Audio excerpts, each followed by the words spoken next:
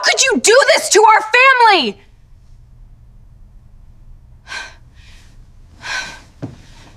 My name is Avery Whitman, and on paper, my life is everything a motivational poster would want it to be.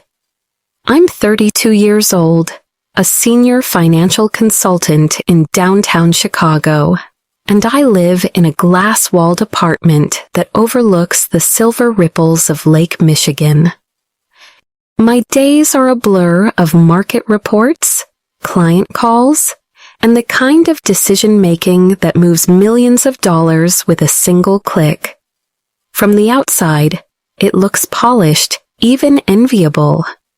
But if you scratch the surface, you'll find something much less tidy. A story of a woman who has spent her entire life standing just outside the glass, staring into a home she was never really invited into. I grew up in Greenwich, Connecticut, where last names open doors faster than keycards, and money is treated like oxygen, invisible, omnipresent, and absolutely necessary. The Whitman name still carries weight there. It's whispered in boardrooms and printed on library wings. My father built a law empire on old money discipline, and my mother perfected the art of appearances, garden luncheons, charity galas, holiday cards that felt more like annual reports. And then there was Eli, my younger brother, the family's golden boy. From the moment he was born, it was clear that Eli would inherit the Whitman legacy. He had the charm, the connections, the path laid out before him like a red carpet rolled down a marble hallway. I, on the other hand, chose numbers over law, independence over family expectation.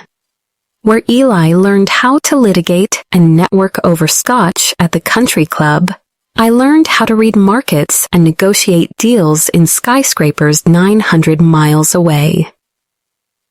My parents called it a phase. Then they called it a disappointment. Eventually, they stopped calling it anything at all. And I told myself I didn't care. I told myself that I didn't need their approval, their praise, their version of success. But the truth is, it still stung. No matter how many zeros appeared on my bank account, the number never added up to love. For years, I kept a careful distance. I flew home for the occasional holiday, smiled through brittle conversations about when I might come back east, and then flew back to Chicago, where my life actually felt like mine. I had convinced myself I could live with the distance. But nothing, not all the rationalizations in the world, prepared me for the phone call that would crack that illusion wide open. It was a Wednesday afternoon, wedged between two client meetings, when my phone lit up with a name that now meant obligation more than warmth. Mom. I almost didn't answer. But old habits die hard. Darling, guess what? She said, her voice sugary and detached all at once. Eli's getting married. There was a beat, just long enough for my heart to catch up, before I managed a polite, "That's amazing, Mom. Who's the lucky girl?" "Oh, you don't know her," she replied breezily. "Sloane Carrington. Very poised. Her father and your dad go way back." "Of course they do."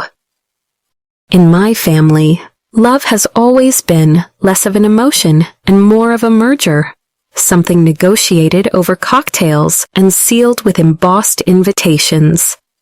I asked the obvious next question, "So, when's the wedding?" A pause. Just a flicker, but in my family, pauses say more than words. "They're still working out the details," she said lightly. Very busy families. You know how it is. I do know how it is. I help clients plan financial timelines more complex than a society wedding every single day. But I played along. I assumed, foolishly, that an invitation would eventually arrive. It didn't. What did arrive instead was a text from an old high school friend, a photo attached, my mother and Sloane's mother holding fabric swatches for linen tablecloths, hashtags announcing a date.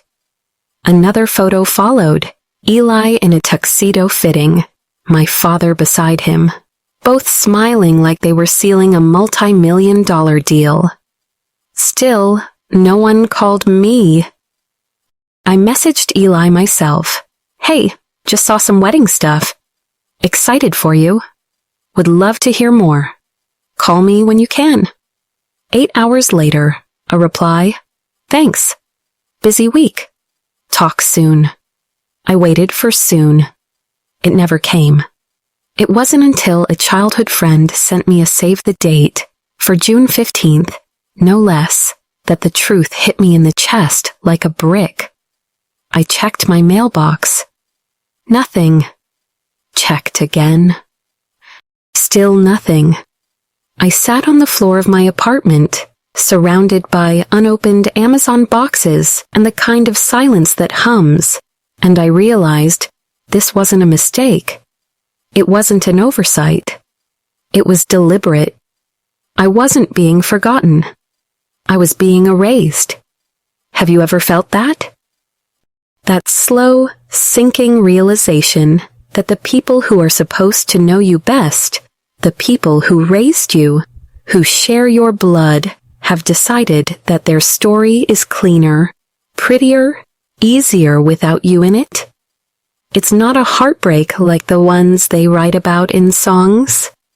It's colder, quieter, like frost creeping under a door you forgot to close. I poured myself a glass of wine and stared out at the Chicago skyline, the city lights flickering like tiny promises I could still believe in.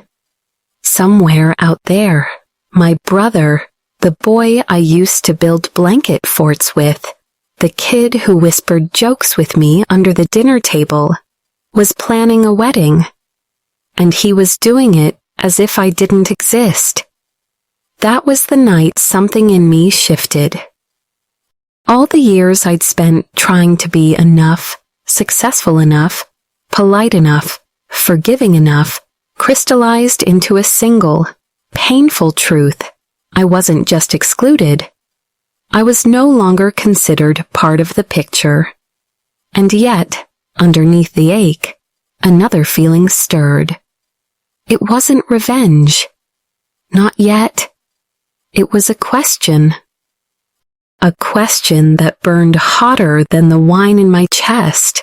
If they could erase me from their story, could I write my own instead? That question would change everything. The thing about betrayal is that it rarely arrives all at once. It doesn't knock on your door wearing a villain's mask. It seeps in quietly, through small silences and ignored messages, until one day you look around and realize the people you thought were your family have already locked the door, and you're standing outside, knocking at a house that no longer has your name on it. For weeks, I tried to convince myself I was overreacting. Maybe the invitations hadn't gone out yet. Maybe there was some complicated reason I hadn't been included in the early plans. That's what I told myself as I refreshed my inbox, checked my mailbox, and even looked at my spam folder as if a gold-embossed invitation might be hiding between discount codes and LinkedIn notifications. But deep down, I knew. I knew the silence was deliberate. It became impossible to ignore the signs. My old high school friend posted Instagram stories from a bridal brunch my mother had hosted. Smiling women in pastel dresses, champagne flutes clinking, a table strewn with ivory linen samples and floral arrangements. The Whitman-Carrington union is going to be legendary. The caption read, "Come on." I stared at the photo for a long time, my eyes locking on a small detail in the corner, my mother laughing with Sloane's mother, her hand on her shoulder like they'd known each other for decades. They looked like a family, and I wasn't part of it. I tried reaching out to Eli again. "Hey, any updates?" "Would love to help out with the planning." Hours later, a 3-word response blinked back at me. "All handled." "Thanks." All handled. As if my involvement, my presence, wasn't just unnecessary, but unwelcome. The following week, my colleague Riley invited me out for drinks after work. We sat by the window of a dimly lit bar, the Chicago skyline glittering beyond the glass. I told her about the photos, the silence, the way my stomach twisted every time I checked the mail. She listened, frowning. "They're excluding you," she said simply. "On purpose." "I don't want to believe that." "But you do." I did. And yet, I couldn't stop hoping. Hope is a stubborn thing. It clings even when logic has long since walked out the door. That hope kept me checking the mailbox every evening when I got home. It kept me glancing at my phone during meetings, waiting for Eli's name to flash across the screen. It kept me believing that, somehow, this was all a misunderstanding. Then came the text that shattered that illusion completely. It was from Natalie Chen, a childhood friend who still lived in Greenwich. "Hey, just got Eli's save the date, June 15th. Hope you're coming. It's black tie." I remember reading it 3 times before the words fully sank in. Natalie had her invitation. Everyone did. Everyone but me. I walked to the mailbox one more time, even though I already knew what I would find: emptiness. I stood there on the cold marble floor of my apartment lobby, the envelope slot still and silent, and something in my chest cracked. Not loudly, there was no dramatic collapse, no sobbing on the floor, just a quiet implosion. Like a building condemned long ago, finally giving way. That night, I poured myself a glass of wine and sat cross-legged on the living room floor, surrounded by unopened Amazon packages I had ordered but never cared to open. It was absurd, all this life I had built for myself, all this independence I had fought for, and yet I was undone by a missing piece of cardstock. A piece of cardstock that, for most people, was just a formality. For me, it was proof. Proof that I wasn't simply forgotten. I was being written out. I stared out the window at the Chicago skyline, lights dancing across the black surface of Lake Michigan. The city hummed, alive and indifferent. It didn't care if I was included in the Whitman-Carrington wedding. But I cared. Because for all my adult life, I had been telling myself that I didn't need them, and yet, here I was, aching for their acknowledgement like a child pressing their nose against a window. The betrayal had layers. It wasn't just that Eli hadn't invited me. It was the realization that my family had rewritten our narrative without me in it. I wasn't a character in their story anymore. I was a footnote, a background reference, maybe even an embarrassment. At one point, I caught myself scrolling back. Through old photos on my phone, grainy shots of Eli and me building blanket forts, a picture of us at my college graduation, smiling in a way we hadn't in years. It was a slideshow of a bond I had believed was unbreakable, but it had broken, quietly, without a sound. And yet, beneath the heartbreak, another feeling began to rise. Anger. Not the loud, explosive kind, but a deep, steady flame. Because there's something humiliating about realizing you're the only one fighting for a seat at a table where you're not even wanted. That night, as I stood at my kitchen window and watched the city pulse below me, I whispered a question to the empty room. If they don't want me there, why do I keep showing up? The next morning, I had my answer. I opened my laptop, booked a one-way ticket from Chicago to New York, and packed a small suitcase. I didn't know exactly what I was going to do when I got there.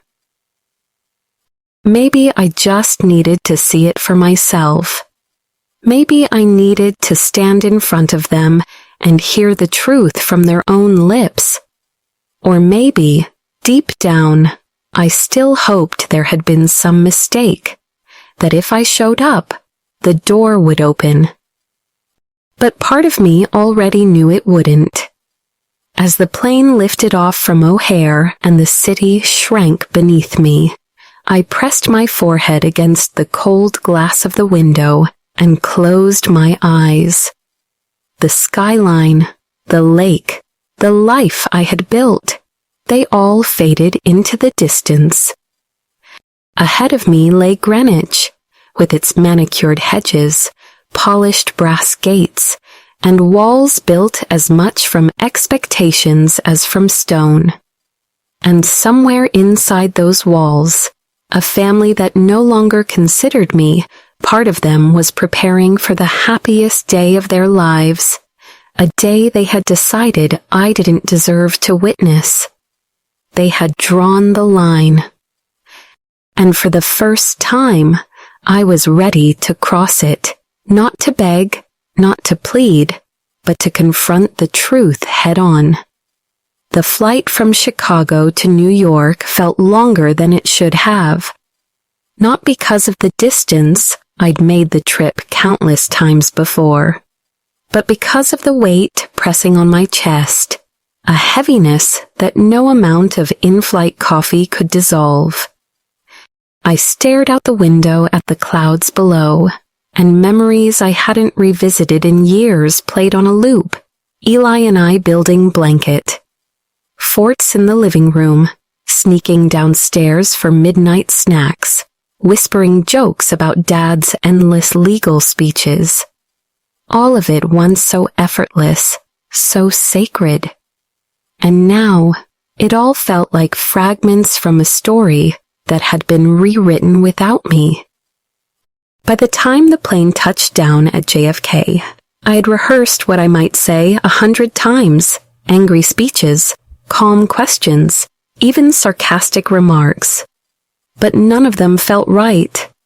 The truth was, I didn't know what I wanted. Closure? An apology? Maybe just proof that I had the courage to stand in front of them and demand to be seen. I didn't even check into a hotel. With my small suitcase rolling behind me and my phone battery blinking at 10%, I hailed a cab and gave the driver an address I hadn't spoken aloud in years, 17 Willowcrest Lane, Greenwich, Connecticut. My family's home. The Whitman house. As the cab turned onto the familiar tree-lined streets, my pulse quickened. The neighborhood was unchanged, the same sprawling estates behind wrought iron gates, the same manicured lawns trimmed to military precision. And then, there it was. The Whitman estate stood just as I remembered it, tall hedges sculpted like monuments, the brass W on the gate gleaming like an unspoken warning. Everything was immaculate, perfect, and utterly indifferent to the storm building inside me. But this time was different. This time, I wasn't expected. A catering van was parked in the circular driveway. Through the tall windows, I could see servers in black vests setting out rows of crystal glasses on a long mahogany table. My mother stood near the fireplace, orchestrating the event with the precision of a general, her gestures sharp, her expression composed. The brunch before the wedding. The family-only brunch.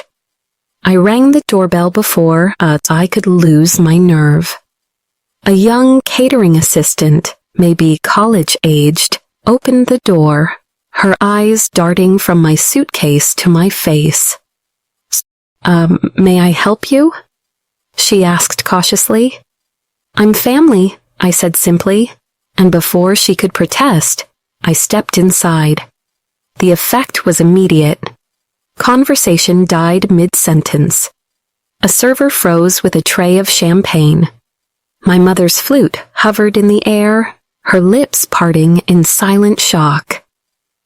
My father looked up from a guest list, his expression the same stern disapproval he reserved for junior associates who misfiled legal briefs. And then there was Eli, sitting at the head of the table beside a stunning blonde woman in an ivory pantsuit. Sloane Carrington, the future Mrs. Whitman. He didn't stand. He didn't speak. He didn't even blink. Avery. My mother's voice sliced through the silence like a scalpel. What are you doing here? I heard there was a brunch, I said, my tone calm, almost conversational. Thought I'd surprise everyone. The silence that followed was suffocating. Sloane blinked, confusion flickering across her perfect features. May I? Then, turning to Eli, she asked in a voice barely above a whisper, You have a sister? She didn't say it cruelly, just with a startled curiosity of someone who had suddenly discovered a missing chapter in a book they thought they knew by heart. Eli said nothing. Let's talk privately, my mother said quickly, her tone snapping back to its practiced control. She walked toward me, her grip tightening around my arm with a strength I hadn't felt since childhood. It was the kind of grip that said you are an inconvenience I intend to remove without making a scene. She ushered me down the hall into my father's study and shut the door softly behind us. You were not invited, she said coldly. For a reason. I stared at her, waiting for the lie. Waiting for the excuse she thought I'd believe. This wedding is important for the family, for the Carringtons, she continued. We didn't want distractions. Distractions? I repeated, my voice trembling between the laughter and fury. I'm your daughter. You were, she corrected, and the word landed like a slap. But you made your choice. Chicago. Independence. Money over legacy. You don't represent what we need this event to reflect. There was a pause, long and deliberate, before she delivered the final blow. This is for people we actually love. The words didn't sting. Not right away. They didn't make me cry or scream. They just sank, cold and heavy, into the quiet center of my chest. A moment later, my father walked in, his hands clasped behind his back, like he was presiding over a courtroom. We've built a very specific image. Avery, he said. You've chosen not to be part of it. Don't ask us to pretend otherwise. And Eli? I asked quietly. Does he agree? He does, my father replied without hesitation. I should have left right then. Should have grabbed my suitcase and walked out of that house and never looked back. But some stubborn, wounded part of me still needed to hear it from Eli himself. Still believed, foolishly, that the brother I had grown up with was still somewhere beneath the suit and the silence. A few minutes later, he walked in. His shoulders were tight, his jaw clenched, his eyes fixed anywhere but mine. Sloane didn't know I existed, I said softly. Were you ever going to tell her? He sighed, his gaze fixed on the floor. It's easier this way. Easier, I repeated, my voice cracking. To pretend I don't exist? His silence was my answer, and that was the moment I knew I was done. Done begging for scraps of love from people who rationed it like it was currency. Done fighting for a seat at a table that had already been cleared of me. I didn't say goodbye. I didn't scream. I simply turned, walked out of the study, and through the front door into the cold Connecticut air.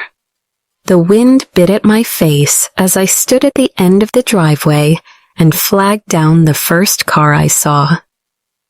If I was no longer part of their family, then maybe, just maybe, it was finally time to start building my own. Back in Chicago, the city felt different. The familiar skyline that once symbolized freedom now looked more like a reflection of everything I had been running from.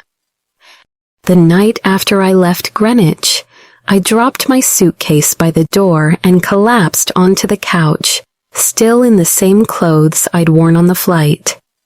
The silence inside my apartment was so heavy, it felt like another presence. It pressed against my chest, seeped into my lungs, and made every breath feel like an effort. I stared at the ceiling, replaying my mother's words over and over again. This is for people we actually love. They echoed in my mind, cold and clinical, as if love was a membership that could be revoked. And maybe, in their world, it was. Maybe love was conditional, granted only when you conformed, when you stayed close, when you represented their name in a way they could be proud of. But here's what they didn't realize. That sentence, cruel as it was, had cut more than my feelings. It had severed the final thread tethering me to their approval. I didn't cry. Not then. The tears came later, in the shower, when the water was so hot it turned my skin pink. I pressed my forehead against the tile and let everything fall out, the anger, the humiliation, the years of trying to be enough. Because deep down, I had been chasing something that was never mine to earn. Their love wasn't a prize I could win. It was a performance I could never perfect. Afterward, I opened the top drawer of my desk and pulled out an envelope I hadn't touched in years. Scrawled across it in thick black Sharpie were 2 words, family events.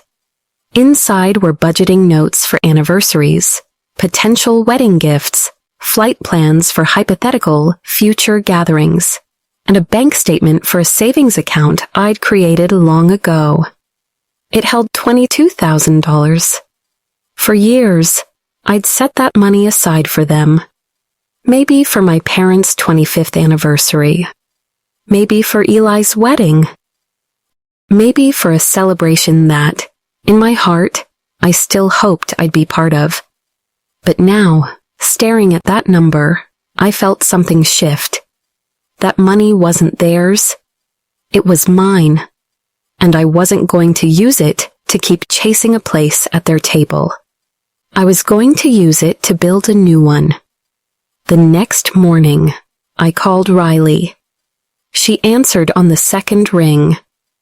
"So, the brunch?" she asked cautiously.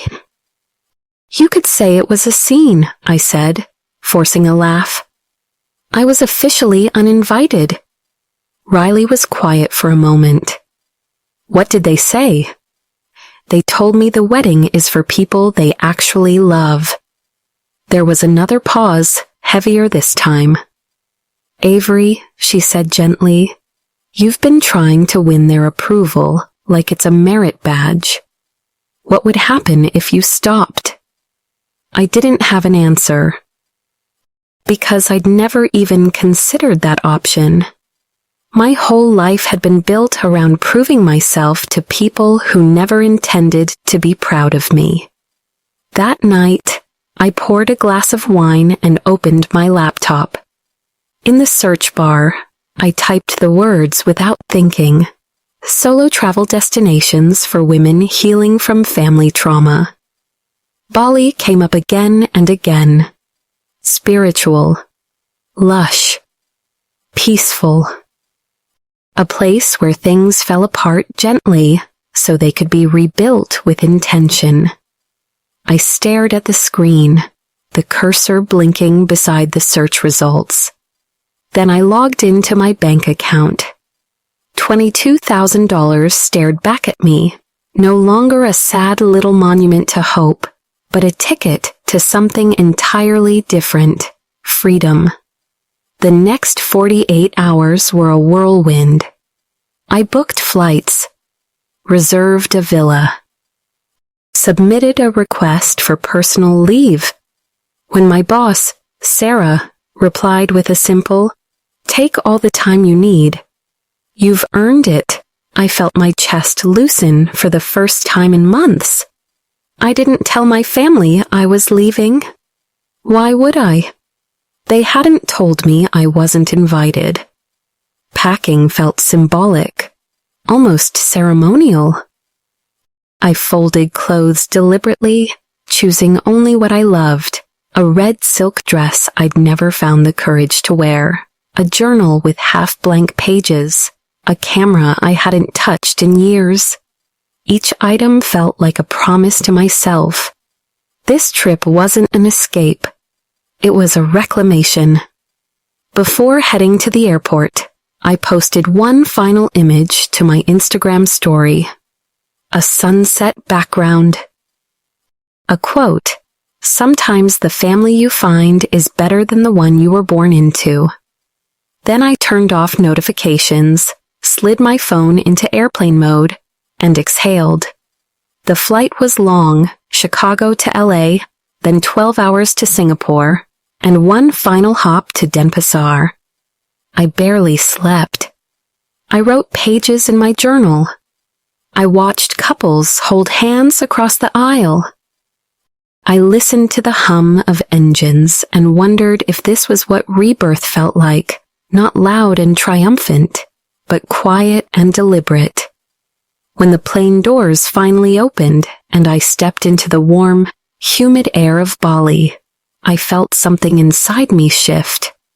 Not healed, not whole, but lighter. Let them plan their wedding. I was planning my freedom. Bali wrapped around me like warm silk, vibrant, alive, and unapologetically itself. The villa I'd rented was perched on the edge of a ravine, overlooking endless green rice terraces cascading down like a living staircase. The first few days, I did nothing. Absolutely nothing. I slept until my body decided to wake. I ate mangoes for breakfast and let their sweetness linger on my tongue. I practiced slow yoga on the terrace as the morning mist rolled over the fields. I wandered through markets with no destination, smiled at strangers who smiled back without agenda. It was as if the noise in my head, the guilt, the longing, The ache of rejection was finally beginning to quiet. And somewhere between the lazy mornings and long walks, I realized something profound. I wasn't just recovering from my family's cruelty. I was rediscovering myself, the version of me that existed before I spent years bending, shrinking, and proving. The version that believed I was worthy of love, not because of what I could do for people, but simply because I existed. For the first time in my life, I wasn't chasing a seat at someone else's table. I was building my own, and there was no one I needed to invite but me.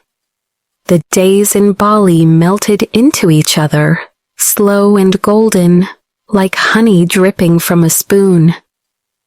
For the first time in years, I was waking up without that invisible weight on my chest.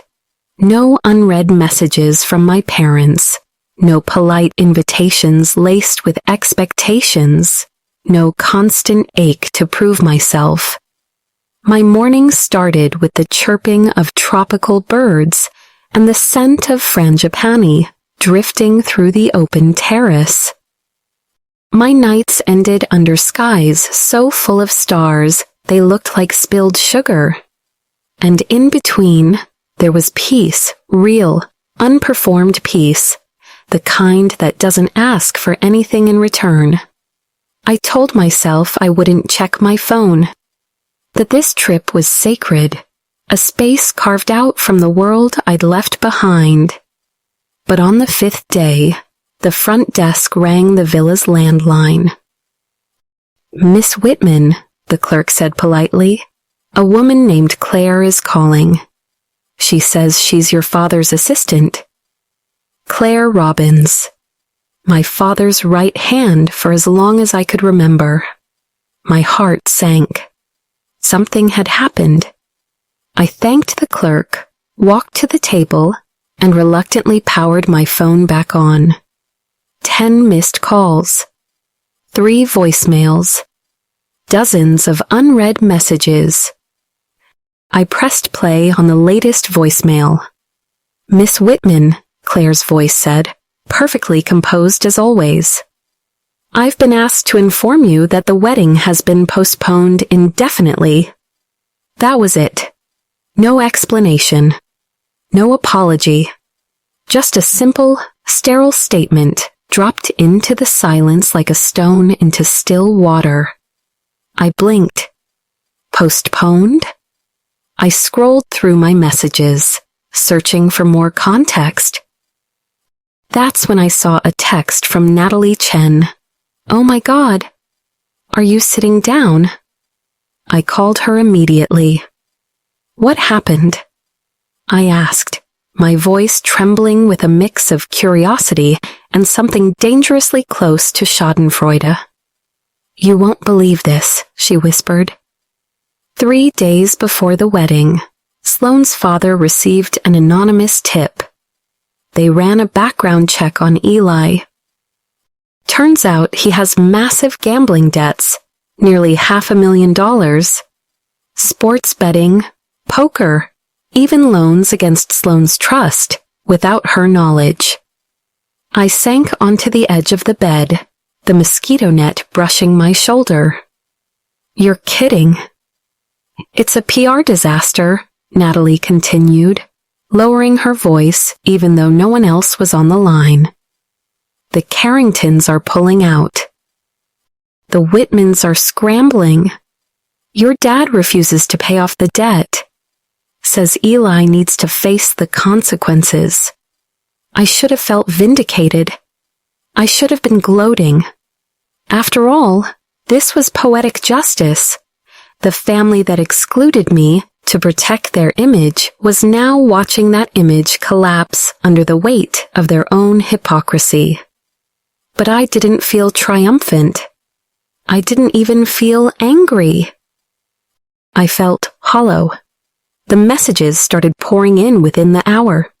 From my mother. "Call us. It's urgent. We need your expertise." From my father. Family crisis.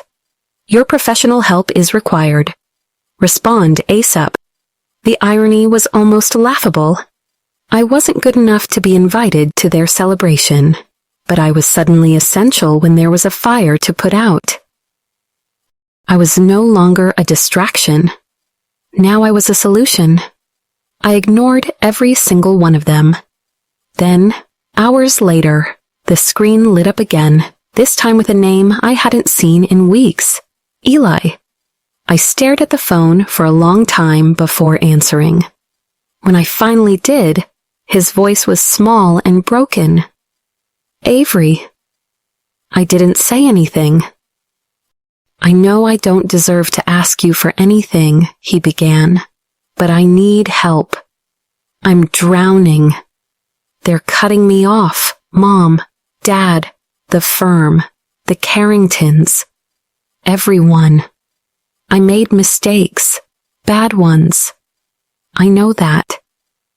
But you're the only one who can help me fix this. There was a time when those words would have triggered an automatic response, when I would have dropped everything, opened my laptop, and started problem solving before he even finished speaking. But not this time. Why now? I asked quietly. Why is this the moment I become your sister again? Silence. I didn't think it would go this far, he whispered. I thought if I just followed the path, if I just did what they expected, everything would work out, even if that meant forgetting you.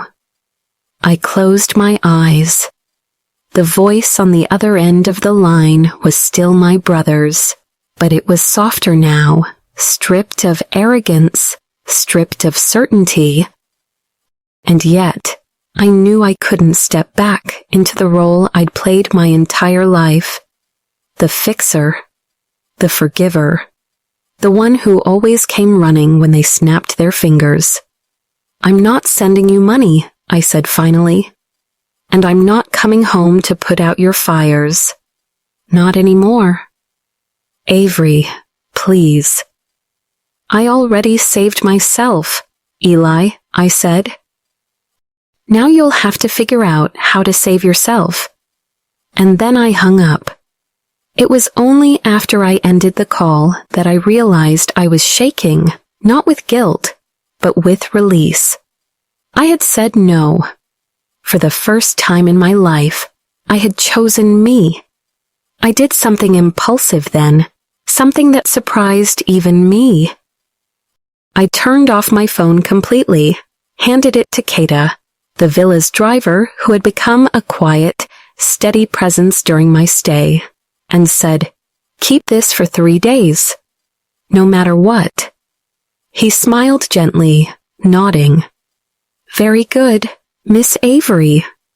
As he walked away with my phone in his pocket, I exhaled a breath I hadn't realized I'd been holding. The silence that followed wasn't empty. It was powerful. It was mine. You can't erase someone for years and expect them to show up when your world catches fire. You can't ghost someone and then hand them the ashes. That was the lesson they were learning, and the freedom I was finally claiming. The next morning, I woke up without the usual weight pressing down on me. No buzzing notifications. No unanswered calls. No inbox full of thinly veiled guilt. Just the sound of distant birdsong and the scent of damp earth after rain. I walked barefoot to the kitchen, brewed a cup of strong Balinese coffee, and sat on the terrace watching mist rise over the rice terraces. For the first time since my mother had told me I wasn't loved, something else rose up inside me, clarity. This wasn't revenge. It wasn't spite. It was a boundary. And boundaries, I realized, aren't walls. They're doors. Doors you close to keep the wrong people out, and keep the right version of yourself in. 3 days without my phone felt like detox. The first morning, I woke up and instinctively reached for the nightstand, only to find nothing there. No screen lighting up with messages from people who only called when they needed something. No emails marked urgent. No silent demands waiting for me to shrink myself to fit their expectations. There was just the sound of birds, the soft rustle of palm leaves, and the faint murmur of a village waking up beyond the rice terraces. It felt strange at first, disorienting, even. I didn't realize how much of my identity had been tied to the constant pull of other people's needs. But as the hours passed, that absence began to feel less like emptiness and more like space. Space to breathe. Space to think. Space to be. Today, I told myself aloud, I let go. I asked Kata, the villa driver, to take me somewhere sacred, somewhere that would help me mark the shift I felt inside. He smiled knowingly, the kind of smile that said he'd been waiting for me to ask. I know the place, he said. Tirta Empel, the holy water temple. We drove for hours through winding jungle roads, past lush hillsides and fields of emerald green rice, until the car slowed in front of an ancient stone archway draped in bright orange marigolds. The air felt cooler here, almost reverent. Locals moved in quiet devotion, carrying offerings of fruit and incense. This is where people come to wash away what no longer serves them, Kata explained. To start again. He handed me a sarong and a sash. You must wear this for the ceremony, and open your heart. Inside the temple, the world felt timeless. The sound of flowing water echoed against the carved stone walls, and a long pool stretched before me, fed by a series of fountains shaped like the mouths of ancient gods. Pilgrims moved slowly through the water, bowing beneath each spout, letting the sacred spring cascade over their heads. I stepped into the pool. The water was icy against my skin, shocking me into the present moment. The sarong floated gently around my legs like a forgotten story. I closed my eyes and took a deep breath before stepping beneath the first fountain. Water crashed over my head, my shoulders, my chest, and with it came a flood of memories, heavy, tangled, painful. My father, I whispered. The man who valued reputation over love. My mother. The woman who could dismiss her daughter with a sentence. Eli. The brother who decided that pretending I didn't exist was easier than standing by me. With each name, the water felt a little lighter, as if it was carrying away pieces of the weight I'd been holding. Then, at the final spout, I whispered something I hadn't planned to say. I release you. My voice cracked, but the words felt true. I release the need to be enough for you. I release the version of me who begged to be seen. I release the story you wrote for me. The water poured over me like thunder, and when I opened my eyes, I couldn't tell if the wetness on my face was from the fountain or from tears I had stopped trying to hide. When the ritual was over, Kata handed me a towel and didn't speak. He didn't need to. The silence between us was enough. It said, "You are not who you were when you walked in here." Back at the villa, I wrapped myself in dry clothes and curled up on a lounge chair with my journal. The pages filled quickly, reflections, confessions, hopes, and dreams I hadn't dared to write before. By the time the sun dipped below the horizon, painting the sky in shades of amber and rose, I felt lighter than I had in years. That evening, I wandered into Ubud's town center and found a small cafe perched above the sacred monkey forest. I ordered coconut water and stared into the canopy of trees as twilight deepened. "Mind if we join you?" a voice asked. I looked up to see a smiling couple, Sarah and Daniel, honeymooners from Melbourne. I nodded, and soon we were trading stories about travel, life, and love. At one point, I admitted, almost shyly, I came here because I was left out of my brother's wedding. Not by accident. On purpose. Daniel's brow furrowed. Sarah reached across the table and touched my hand gently. "My parents didn't come to ours either," Daniel said. "They said I wasn't culturally suitable." I blinked. "How did you deal with that?" "I stopped letting them define my life the day I said I do," Daniel replied. Then he added something I'll never forget. "The family you choose is just as real as the one you're born into." Maybe even more. We clinked glasses, and in that moment, I felt something shift again, not a dramatic revelation, but a quiet truth settling into place.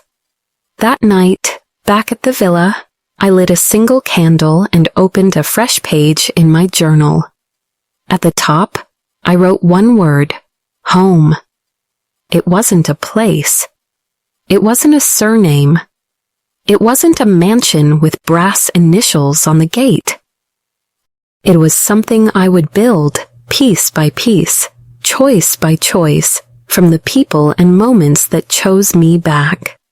For the first time, the past felt like something behind me, not something holding me hostage. The anger had cooled. The grief had softened. What remained was clarity and a quiet, stubborn kind of hope. If this was where the past ended, then maybe, just maybe, this was where my story truly began. When I stepped off the plane back in Chicago, 2 days before the wedding was supposed to happen, the air felt colder, sharper than I remembered. But for the first time, that chill didn't feel hostile. It felt cleansing, like the city was exhaling with me. My apartment smelled faintly of eucalyptus, a gift from Riley, who had stopped by to water my plants while I was gone. They were thriving now, lush, bright, alive. A strange metaphor for how I felt inside. Somewhere on the East Coast, in a ballroom that had been meant for champagne toasts and legacy speeches, there was no music, no vows, no meticulously choreographed merging of names. Just silence. And for the first time, that silence didn't make me feel small. It belonged to me. The following weeks felt different, lighter. I returned to work, not as the woman desperate to prove herself, but as someone who finally understood her own worth.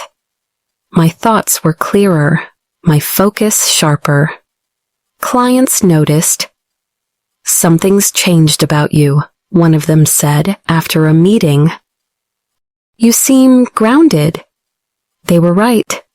I was no longer trying to be the daughter they could display or the sister they could accept. I was just me, and that was enough. And then, one afternoon, an email appeared in my inbox. Subject: Thank you. It was from Eli. "I've entered treatment for my gambling addiction," he wrote.